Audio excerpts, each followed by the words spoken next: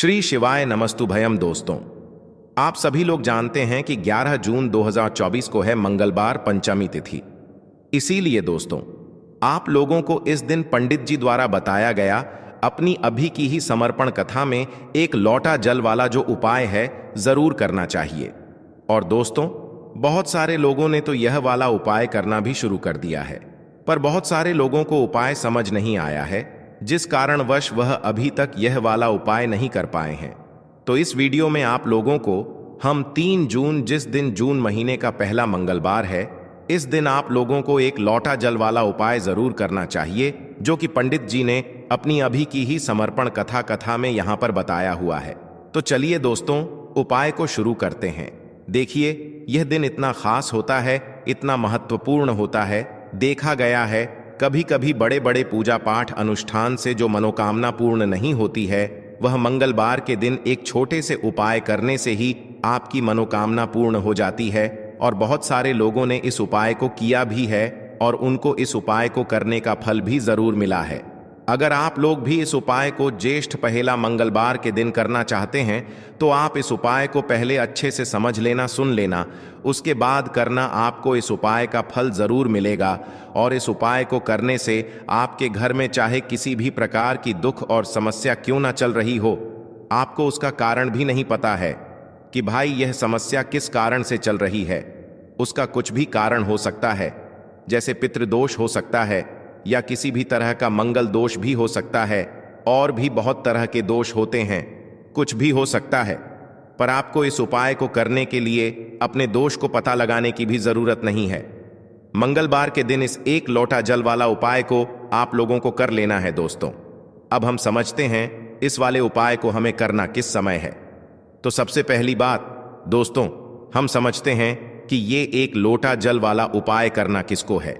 तो देखिए, यहां पर सीधी सी बात है कि ये एक लोटा जल वाला जो उपाय है, ये किस लिए किया जा रहा है।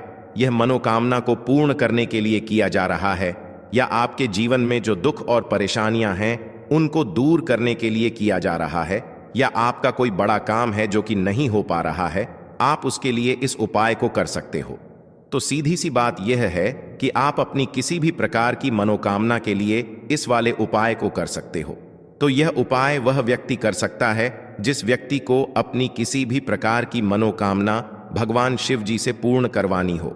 और अगर कोई भी माताएं बहनें जो है अपने घर की सुख और शांति के लिए, घर में धन समृद्धि को बढ़ाने के लिए वाला उपाय करना चाहती हैं, तो घर की जो बड़ी माताएं बहनें होंगी वह इस 5 करोड़ के फूल वाले उपाय को विशेष रूप से करें, क्योंकि माताएं बहनें घर की लक्ष्मी होती हैं। और जब घर की लक्ष्मी कोई विशेष उपाय करती है तो उसका फल ही बहुत जल्दी मिल जाता है और बहुत बड़ा होकर मिलता है।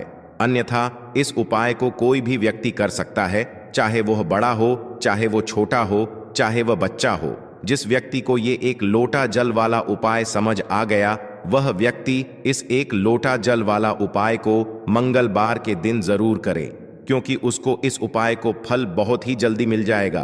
क्योंकि मंगलवार के दिन भगवान शिव जी बहुत आसानी से प्रसन्न हो जाते हैं।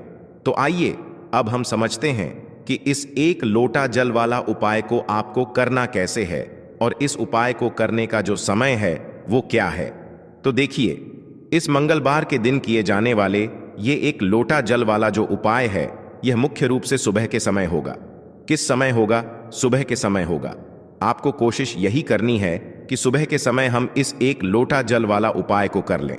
पर किसी कारणवश अगर आप सुबह इस उपाय को ना कर पाओ, आपको कहीं काम से जाना हो, या किसी और काम की वजह से आप उपाय को ना कर पाओ, तो आपके पास फिर दूसरा मौका रहेगा, जो कि शाम के समय का रहेगा, प्रदोष काल का रहेगा।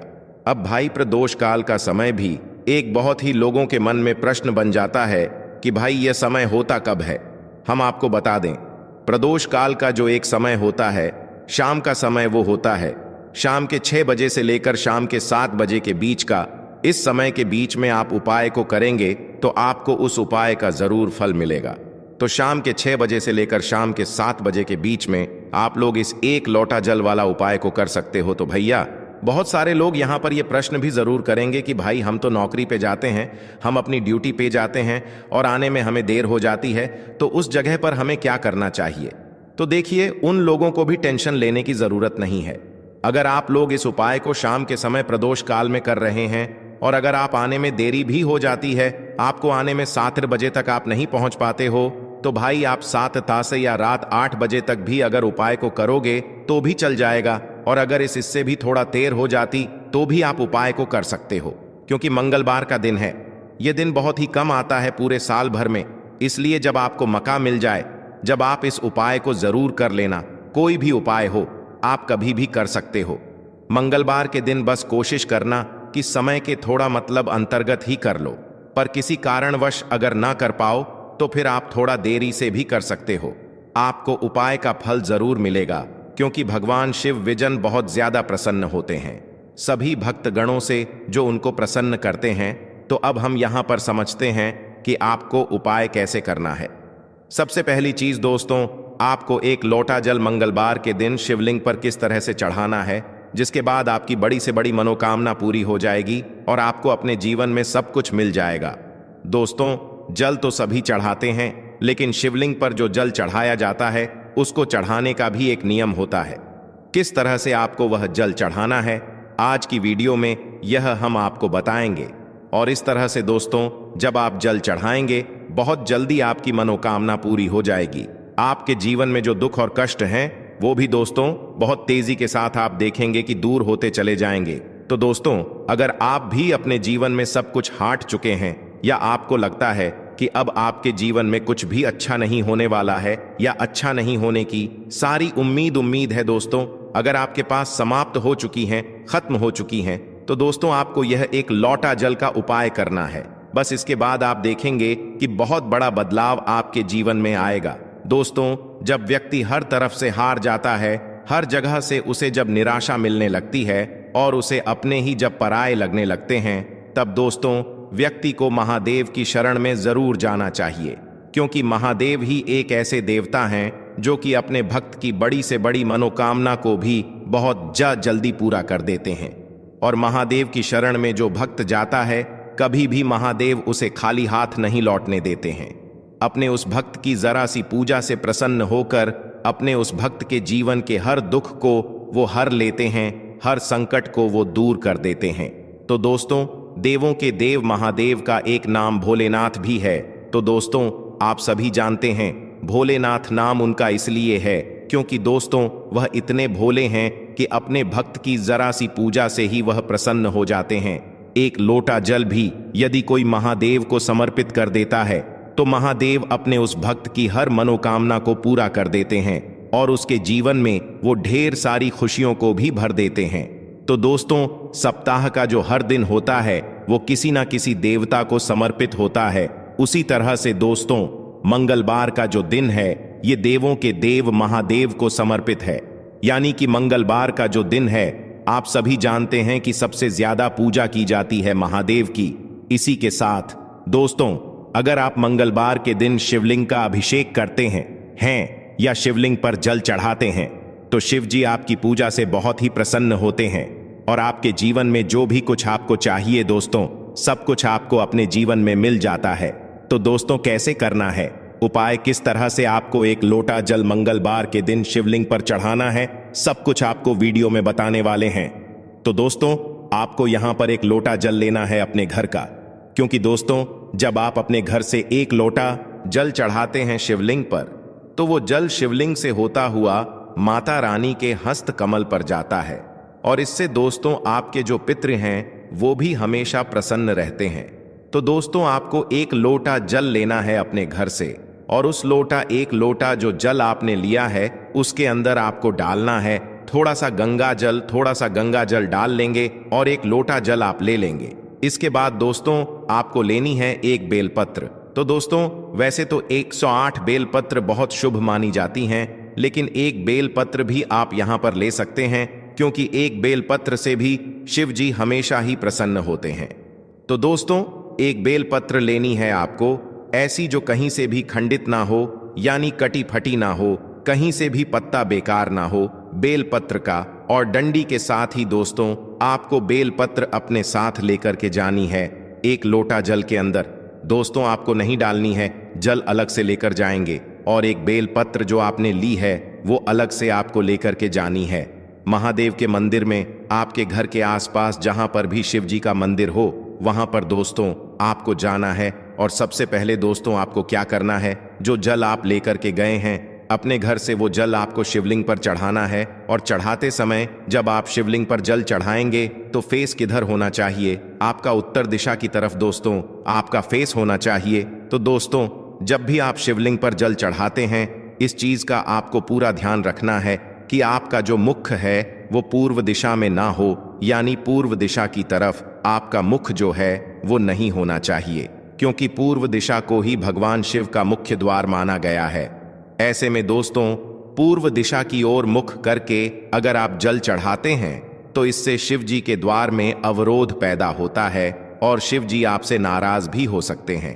तो हमेशा आप ध्यान रखें कि आपका जो मुख है, जब भी आप जल चढ़ाएंगे तो उत्तर दिशा की तरफ दोस्तों आपका मुख होना चाहिए, आपका फेस होना चाहिए। तो दोस्तों उत्तर दिशा की तरफ अपना फेस करते हुए आपको जल चढ़ाना है। और जो बेलपत्र आप लेकर के गए हैं, बेलपत्र दोस्तों आपको शिवलिंग पर कब चढ़ाने हैं, जल चढ़ाने के बाद पहले आप जल चढ़ाएंगे, फिर दोस्तों आपको बेलपत्र अर्पित करनी है शिव जी को। और जो भी आपकी मनोकामना है वो दोस्तों यहां पर आपको कह देनी है। और दोस्तों जब भी आप यह उपाय करते हैं मंगलवार के दिन शिव जी आपसे हमेशा प्रसन्न होते हैं और आपकी जो भी मनोकामना होती है वह पूरी हो जाती है, आपको अपने जीवन में सब कुछ मिल जाता है। दोस्तों जब आप इस तरह से शिवलिंग पर एक लोटा जल अर्पित कर देते हैं, दोस्तों जब आप शिवलिंग पर जल चढ़ाएंगे तब आपको शिव जी का जो मंत्र है ओम नमः शिवाय, श्री शिवाय नमस्तुभयम, इस मंत्र का जप भी करना है। और दोस्तों यहां पर आपको एक चीज बहुत ध्यान रखनी है कि जब भी आप जल चढ़ाएंगे जल्दी जल्दी आपको नहीं करना है, बिल्कुल पतली धार बनाते हुए ही आपको शिवलिंग पर जल चढ़ाना है। इस तरह से दोस्तों जब आप जल चढ़ाते हैं तो शिव जी को ठंडक मिलती है। आप सभी जानते हैं कि शिव जी ने समुद्र मंथन के दौरान जो विष निकला था उन्होंने ही ग्रहण किया था, जो कि उन्होंने अपने ने गले में रखा है दोस्तों जब आप हल्के हल्के शिवलिंग पर जल चढ़ाते हैं तो इससे शिव जी को बहुत ही ज्यादा ठंडक मिलती है। और जितनी पतली धार आपके लोटे के जल की होगी उतनी जल्दी दोस्तों आपकी मनोकामना भी शिव जी पूरी कर देते हैं। तो इस तरह से एक लोटा जल चढ़ाई है, आप खुद देख लेंगे कि आपको अपने जीवन में सब कुछ मिल जाएगा। तो ये था दोस्तों पहला उपाय जो करना है आपको मंगलवार के दिन। अब जल्दी से बात कर लेते हैं दूसरे उपाय की, जो कि करना है आपको मंगलवार के दिन ही। तो दोस्तों यह जो दूसरा उपाय अब हम आपको बताने जा रहे हैं, यह खास करके दोस्तों उन लोगों के लिए है जिनके सर पर कर्जा बहुत है, यानी जिन लोगों ने कर्जा बहुत ले रखा है, कर्जा चुका नहीं पा रहे हैं, बहुत प्रयास करने के बाद भी आप कर्जे के बोझ तले दबते ही जा रहे हैं। आप किसी से उधार लेते हैं यह सोचकर कि थोड़े दिन में ही आप उस पैसे को चुका देंगे, लेकिन कुछ ना कुछ आपके साथ ऐसा हो रहा है कि आप दूसरों का पैसा नहीं दे पा रहे हैं। या फिर दोस्तों आपको धन को लेकर हमेशा परेशान होना पड़ता है, किसी ना किसी से उधार हमेशा ही आपको लेना पड़ता है। तो यह दूसरा उपाय करना है आपको मंगलवार के दिन करके देख लीजिए, सारा कर्जा आपके सर से उतर जाएगा और धन से जुड़ी जितनी भी समस्याएं हैं, जितनी भी प्रॉब्लम्स हैं, वो बहुत तेजी के साथ दूर होने लगेंगी। तो दोस्तों उपाय को करने के लिए आपको यहां पर लेना है शहद लेना है और आपको मंगलवार के दिन शिवलिंग का अभिषेक करना है शहद से। तो दोस्तों कितने मंगलवार करना है, यह उपाय आपको कम से कम 5 मंगलवार करना है, करके देख लीजिए जी। आप देखेंगे कि जब आप शहद से शिवलिंग का अभिषेक करेंगे तो आपके जीवन में जो कर्जे से जुड़ी समस्याएं हैं वह दूर हो जाएंगी। और इसी के साथ दोस्तों धन वृद्धि आपके जीवन में बहुत तेजी के साथ होगी और जितना भी कर्जा आपके सर पे है वह भी दोस्तों बहुत तेजी के साथ उतरने लगेगा। दोस्तों जब भी आप कोई उपाय करते हैं पूरी सच्ची श्रद्धा के साथ करते हैं, भोलेनाथ पर पूरा विश्वास रख करके करते हैं, तो दोस्तों भोलेनाथ अपने भक्तों के जीवन में जितने भी दुख और कष्ट होते हैं उन्हें तो दूर कर ही देते हैं, अपने भक्तों को कभी वह दुखी नहीं होने देते हैं। तो दोस्तों अगर आप अपने जीवन में हर तरफ से हार चुके हैं, हर तरफ से आपको ऐसा लगता है कि आप कोई उम्मीद नहीं बची है आपके जीवन में, तो दोस्तों आपको महादेव की पूजा मंगलवार के दिन जरूर करनी चाहिए। और सरल से उपाय जो हमने आपको बताए हैं, उन उपायों को आप करके देख लें। आप देखेंगे कि आप अपने जीवन के समस्त दुखों से और कष्टों से हमेशा के लिए छुटकारा पा लेंगे। तो दोस्तों, देवों के देव महादेव की शरण में जो व्यक्ति जाता है, काल भी उसका कुछ नहीं बिगाड़ पाता है। आप सभी जानते हैं। तो दोस्तों, जो व्यक्ति महादेव की पूजा करता है, स्वास्थ्य भी उस व्यक्ति का हमेशा सही रहता है। कभी भी उस व्यक्ति को कोई बीमारी परेशान नहीं करती है। दोस्तों, जब भी आप शहद से अभिषेक करेंगे, तब आपको ओम नमः शिवाय इस मंत्र का जप भी दोस्तों आपको जरूर करना है। तो चलिए अब जल्दी से बात कर लेते हैं अपने तीसरे उपाय की, जो कि मंगलवार के दिन ही आपको करना है। और ये जो तीसरा उपाय आपको बताने जा रहे हैं, इस उपाय को करने से मां लक्ष्मी की कृपा आपके घर परिवार पर सदैव बनी रहती है। और देखिए, मां लक्ष्मी की कृपा जब सदैव बनी रहेगी, तो कभी भी आपको अपने जीवन में धन की कमी का सामना नहीं करना पड़ेगा। देखिए, सुख और दुख तो जीवन में लगे रहते हैं, है ना? लेकिन दुख कब बढ़ जाता है? जब व्यक्ति के पास धन नहीं होता है ना। क्योंकि अगर व्यक्ति के पास पैसा है, तो अगर उसका स्वास्थ्य ठीक नहीं है या कोई छोटा मोटा दुख जीवन में आ भी गया है ना, तो हमें लगता है कि हाँ चलो हमारे पास पैसा है, हम डॉक्टर को दिखा सकते हैं, कुछ भी कर सकते हैं, है ना? लेकिन अगर पैसा ही नहीं है ना, तो हम अपना इलाज तक एफर्ट नहीं कर सकते, इलाज तक नहीं करवा पाते हैं।